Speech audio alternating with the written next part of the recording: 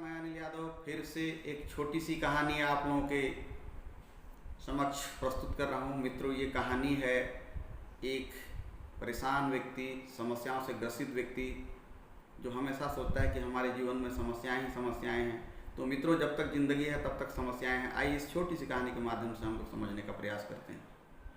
एक बार क्या होता है, एक व्यक्ति प्राइवेट कंपनी में काम करते रहता है और आए दिन उसको हर प्रकार की समस्याएं घिरते रहती हैं। कभी परिवार से पारिवारिक समस्याएं हो जाती हैं, कभी स्वास्थ्य संबंधी समस्याएं हो जाती हैं, तो कभी ऑफिस का टेंशन हो जाता है। तो इस प्रकार से उस हमेशा सोचता है कि मेरी ज़िंदगी में समस्याएं ही समस्याएं हैं और मेरा जीवन कभी सुखी नहीं हो सकता, इसलिए वो हमेशा नाखुश रहता है। तो ऐसे ही चलते रहता है। एक बार क्या होता है, शहर के करीब एक महात्मा का काफिला आता है और वो काफिला 7 दिन के लिए आया रहता है। ठीक उसी बीच में ये भी छुट्टी लेकर के आसपास के लोग जब जाते थे आते थे समस्याएं लेकर के महात्मा से मिल के आते थे, तो इन्होंने भी एक दिन सुबह सुबह जो है महात्मा से मिलने चले गए। काफ़ी लंबी लाइन थी, इनको मुलाकात करने के लिए बहुत इंतज़ार करना पड़ा। शाम को जब बाबा से मुलाकात होती है महात्मा से, तो बोलते हैं, बोलो वत्स, क्या समस्या है? तो बोलते हैं, बाबा जी मेरा तो समस्या ही समस्या है, मेरा जीवन तो बिल्कुल बेकार ही है, क्योंकि घर परिवार में मेरा टेंशन बढ़ जाता है, कभी घर में झगड़ा हो जाता है, कभी ऑफिस में झगड़ा हो जाता है, तो कभी मेरा स्वास्थ्य साथ नहीं देता है। महात्मा जी आप ही बताइए इसके लिए मैं क्या करूं? तो महात्मा जी मुस्कुराए और बोले कि वत्स, अभी तो काफ़ी समय हो गया है, काफ़ी देर हो चुका है, आपके प्रश्न का उत्तर मैं कल सुबह में दूंगा।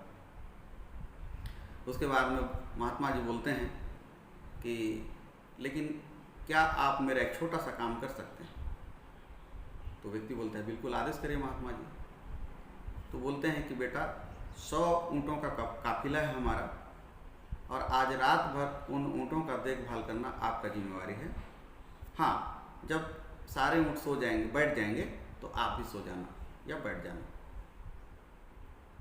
बिल्कुल खुश हो जाता है और वो ऊँटों की देखभाल करने चला जाता है। महात्मा जी अपने तंबू में जाके सो जाते हैं। ये व्यक्ति जाता है, बहुत प्रयास करता है, कितनों भी प्रयास करने के बावजूद सारे ऊँट एक साथ सो ही नहीं पाए, बैठे ही नहीं। बहुत प्रयास किया, कुछ ऊँट सोते थे तो कुछ खड़े हो जाते थे, कुछ सोते ही नहीं थे। इस प्रकार से विभिन्न प्रकार की समस्याएं उसको जो आता रहा, लेकिन कभी भी एक साथ सारे ऊँटों को बैठाने में वो सफल नहीं हुआ। सुबह बाबा जी से मुलाकात होती है। वो पूछते हैं, बेटा नींद तो अच्छी आई होगी? तो कहाँ महात्मा जी बोले, कहाँ नींद आएगा, रात भर नहीं सोया हूँ। कोई ऊँट खड़ा हो जाता है तो कोई बैठता नहीं है, तो कोई कभी एक बैठता है तो दूसरा उठ जाता है। तब बाबा बोले, बेटा कुछ ऊँट तो देर रात होते होते खुद बैठ गए होंगे, कुछ आपके प्रयास से बैठे होंगे, और बहुत सारे ऊँट रहे होंगे जो आपके बहुत ज़्यादा प्रयास करने के बावजूद वो नहीं बैठे होंगे। तो बेटा आपने देखा कि समस्याएं भी ऐसी ही हैं। कुछ समस्याएं अपने आप चले जाएंगे, कुछ समस्याओं को आप अपने प्रयास से हल कर लेंगे, और बहुत सारी समस्याएं हैं जो आपके प्रयास करने से भी ख़त्म नहीं होंगे। लेकिन समय आते आते सारी समस्याएं, जैसे सारे ऊँट धीरे धीरे बैठ गए, वैसे ही समय आते आते सारी समस्याएं अपने अपने जगह ले लेंगे और धीरे धीरे सारी समस्याएं खत्म हो जाएंगी। इसलिए बेटा मस्त रहो, परेशानी में भी आनंद लेना सीखो, समस्याएं भी रहें तो भी उसमें भी आप जिंदगी को जीना सीखो। और आज के बाद कुछ भी समस्या हो, समस्याओं को सोचना बंद कर दो, उसके बारे समाधान के बारे सोचने में शुरू हो जाओ। व्यक्ति बहुत खुश होता है, धन्यवाद देता है बाबा को, आशीर्वाद लेके जाता है और आगे की ज़िंदगी वो वैसी बिताता है। तो मैं यहाँ बोलूँगा मित्रों, बिंदास मुस्कुराओ क्या गम है, बिंदास मुस्कुराओ क्या गम है, ज़िंदगी में भला टेंशन किसका कम है।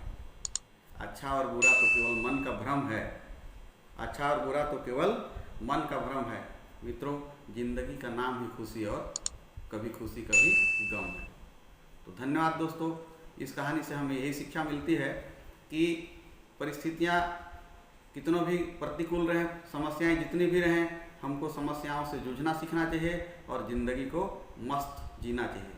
ठीक है दोस्तों, मस्त रहें, व्यस्त रहें, स्वस्थ रहें और ज़िंदगी का पूरा आनंद लें। धन्यवाद। Thank you for watching this video.